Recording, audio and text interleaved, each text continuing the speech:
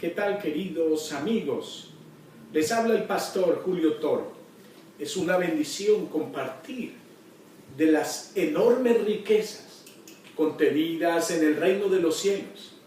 La palabra de Dios declara en Mateo capítulo 52 que el reino de los cielos es semejante a un escriba docto, un padre de familia que saca de sus tesoros cosas nuevas y cosas viejas. Ese es el reino de Dios.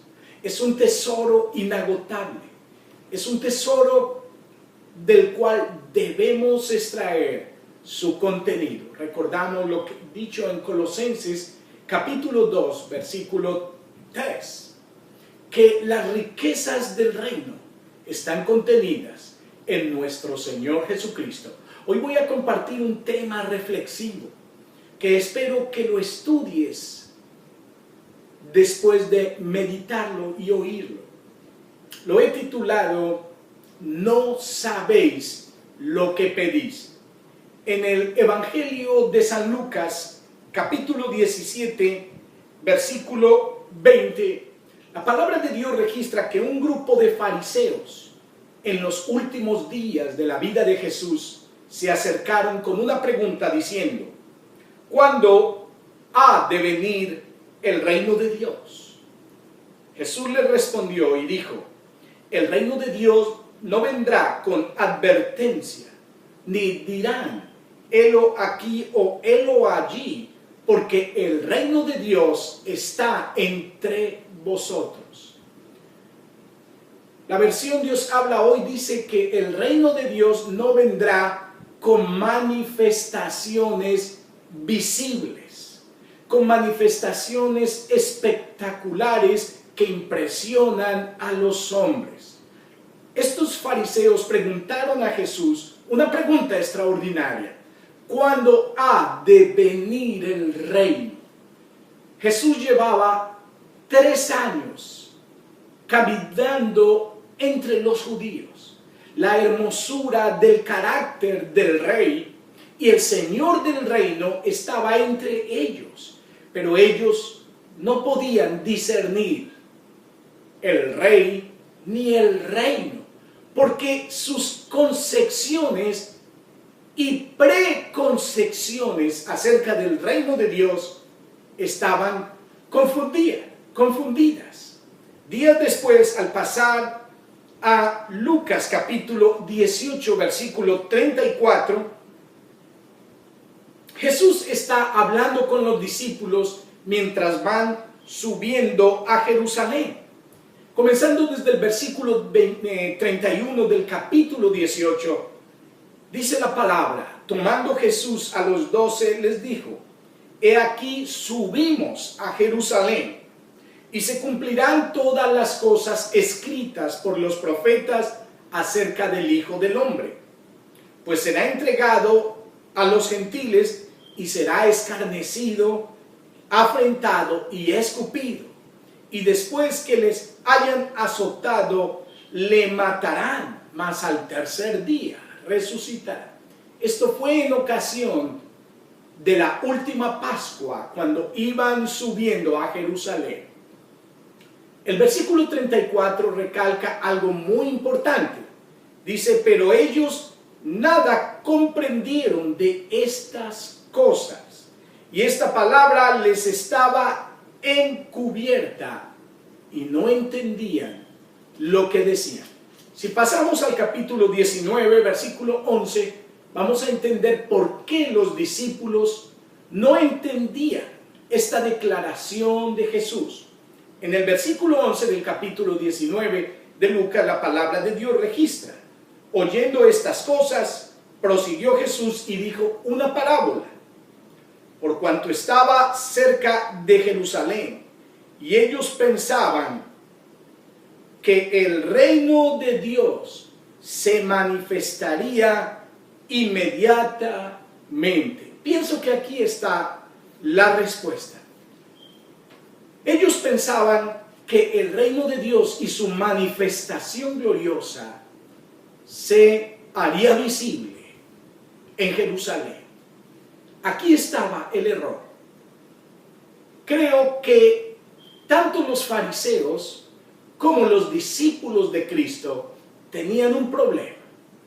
No entendían ni discernían el reino de Dios. Y Jesús, como un buen maestro, comprometido con la reeducación de sus discípulos, tenía que enseñarles, porque era un tema fundamental. El problema de ellos era el mismo. Las escuelas rabínicas judías habían enseñado acerca del reino de Dios. Más de 400 profecías en el Antiguo Testamento hablan acerca del Mesías Rey. Aproximadamente un poco más de 100 habla específicamente acerca de la persona de Cristo y de su reino. Pero los maestros rabinos judíos habían enseñado las profecías tocante a la manifestación externa, es decir, a los regalos y a la visibilidad del reino de Dios y del Mesías.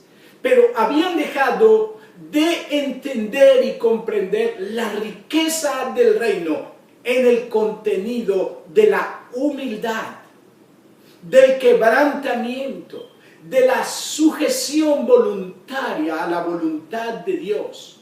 Y habían dejado de ver al Mesías Rey en su quebrantamiento, específicamente en Isaías capítulo 53. Los discípulos estaban también con esta forma equivocada de pensar. Este ha sido un gran problema para la iglesia de nuestro Señor Jesucristo hoy.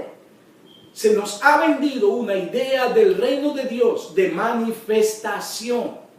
Los fariseos preguntaron, ¿cuándo vendrá el reino de Dios? Jesús dijo, recuerda, el reino de Dios no vendrá con manifestaciones visibles, porque el reino de Dios está entre ustedes.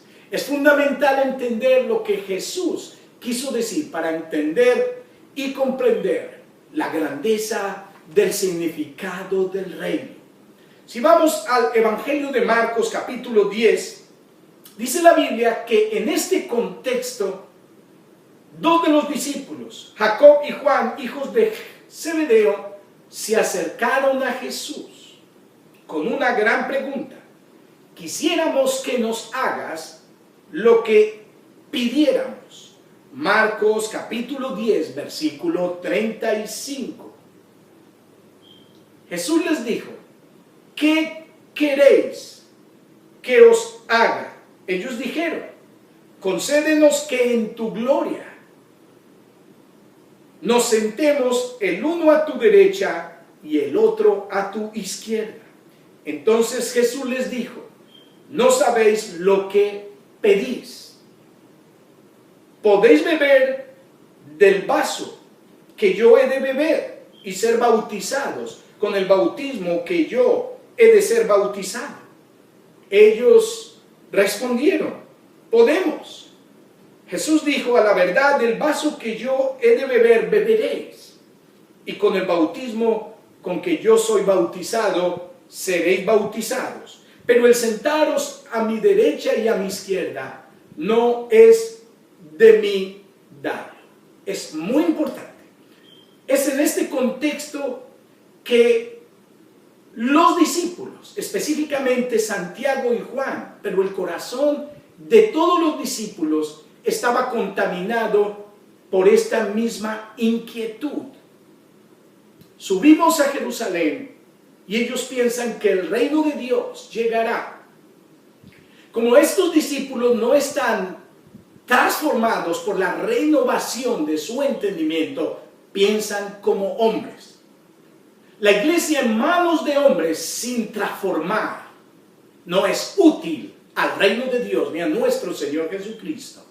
Estos discípulos no eran útiles en esta forma de pensar, ni la iglesia hoy será útil mientras pensemos en términos de gloria personal. Estos discípulos, previendo que el reino de Dios llegaría y se manifestaría visiblemente, estaban motivados por el egoísmo personal y se adelantaron a los 10 discípulos con una petición que estoy seguro estaba en el corazón de todos. Señor, queremos que en el reino mi hermano se siente a la derecha y yo me siente a tu izquierda.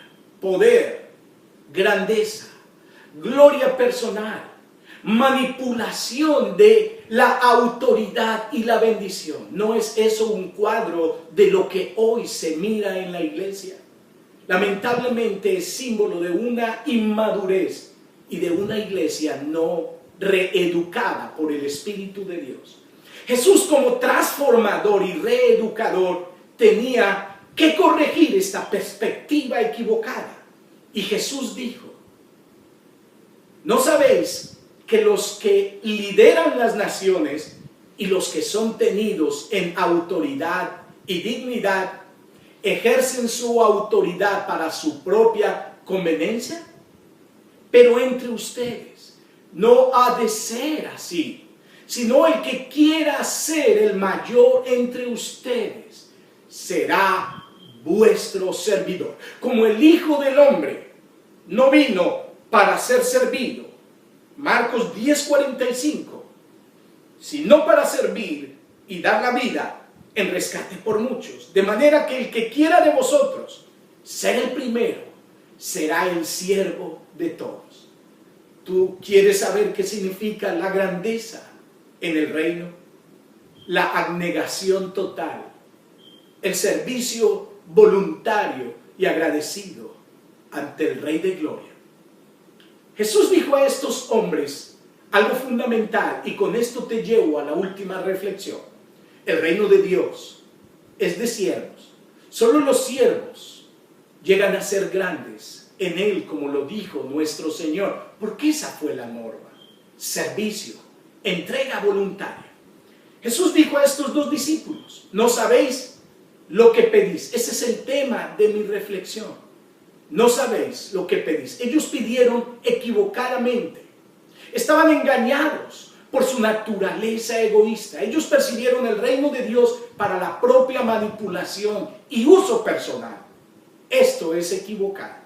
La grandeza del reino es para servir. Jesús dijo: podéis beber la copa que yo he de beber y ser bautizados con el bautismo con que yo soy bautizado. Jesús habló de dos principios fundamentales de aquel que aspira a verdadera grandeza en el reino de Dios: el principio de la copa y el principio del bautismo. El ejercicio de la autoridad no será posible vivirlo y entender las riquezas del reino sin comprender lo que significa el principio de la copa y del bautismo. La última noche, antes de Jesús ir a la cruz, Jesús entró al huerto de Getsemaní. Era el sendero de la copa de su Padre. Y con gran clamor registra el libro de Marcos, capítulo 14, versículo 36. Jesús hace una oración profunda: Padre, si es posible, pasa de mí esta copa, pero que no se haga mi voluntad. Jesús estaba cediendo todo su ser. Jesús estaba sometiendo y rindiendo todos sus derechos a la voluntad de su Padre. Jesús entró en el sendero de la copa al sacrificar su corazón, su voluntad, sus sueños y sus propósitos a la voluntad de Dios. Por eso Jesús tenía que enseñarle a estos discípulos el significado de la copa. Y el bautismo, Jesús, después de pasar por el sendero de la copa y de entregar sus derechos, llegó a una cruz donde selló la voluntad divina al decir: consumado es. Juan 19:30. Allí fue bautizado, sellando la copa de la voluntad de Dios.